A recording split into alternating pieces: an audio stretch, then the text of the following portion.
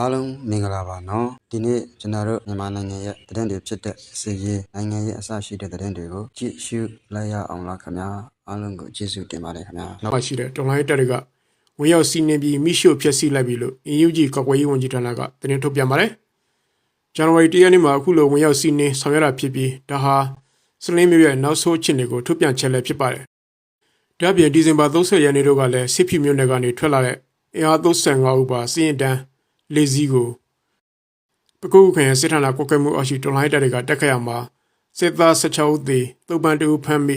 လက်လက်8လက်သိမ်းမိတာကိုလည်းဒီကနေ့ထုတ်ပြန်တဲ့မကွေးနယ်စစ်ဌာနအခြေအနေသတင်းထုတ်ပြန်ချက်အမှတ်2မှာစူးစီးဖော်ပြထားတာတွေ့ရပါတယ်မခံပဲမောင်းပြတဲ့ကားတစ်စီးကိုတော်လိုင်းတက်တွေကပြစ်ခတ်ရကနေတိုက်ပွဲဖြစ်ပြီးကောက်ပေါက်ပါတဲ့စစ်တပ်အရာရှိနဲ့စစ်သား2ဦးသေဆုံးတနင်္လာနေ့သိမ်းမိတယ်လို့နမောမြို့နယ်ပါကဖကသတင်းထုတ်ပြန်ပါတယ်ဇန်နဝါရီ 2 ရက်မနက်9 နာရီခန့်မှာစိုင်ကောင်းဘက်ကနေရွာမော်ဖက်မောင်းလာတဲ့စစ်သား3ဦးပါတိုယိုတာကားကိုတော်လိုင်းတက်တွေကတားဆီးစဉ်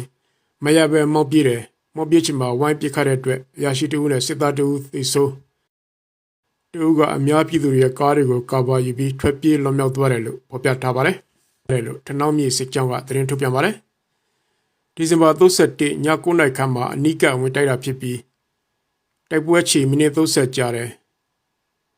ပူကြီး2ဦးပါမယ်9ဦးသေဆုံးပြီးတန်ရောက်သူများတယ်တနက်ကောက်ဖို့ပြင်နေစဉ်မှာစစ်ကူရောက်လာတဲ့အတွက်တော်လိုင်းတပ်တွေပြန်ခွာခဲ့ရတယ်လို့ဆိုပါတယ်ဒီတက်ခိုင်းမှုကိုထနောင်းမြေစစ်ကြောင်းနဲ့မြင်းချခရိုင်အမှတ်1တိုင်းရင်ပူပေါင်းဆောင်ရွက်ရလို့ဖော်ပြထားပါတယ်အကြောင်းပါဝင်နေရာချုပ်မိလောင်နေတယ်လို့ကချင် News Crew ကဖော်ပြပါတယ်